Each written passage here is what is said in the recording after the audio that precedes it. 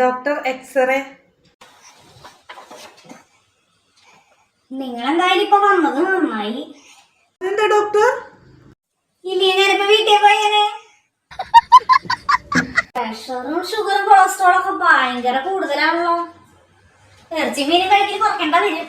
Daily exercise ചെയ്യേണ്ട വരും. അല്ലാണ്ട് വേറെ ഒരു നിവൃത്തിയില്ല. വ്യായാമം ഒന്നും ചെയ്യാൻ പറ്റില്ല ഡോക്ടറെ. വേണമെങ്കിൽ നമുക്കൊരു ഐഡിയ ചെയ്യാം. പോത്തിനെ കൊണ്ടോ ആടിനെ കൊണ്ടോ വ്യായാമം ചെയ്യിപ്പിച്ച് അതിനെ കറി വെച്ച് തിന്നാലോ? ആടിന്റെ പോത്തിന്റെ ശരീരം വേർത്തോണ്ട് കാര്യമുണ്ടോ? നിങ്ങളുടെ ശരീരം വേർത്തല്ല കൊളസ്ട്രോൾ കുറയുള്ളൂ. വേർക്കാനാണെങ്കിൽ ആവി പിടിച്ചാ പോരെ ഡോക്ടറെ?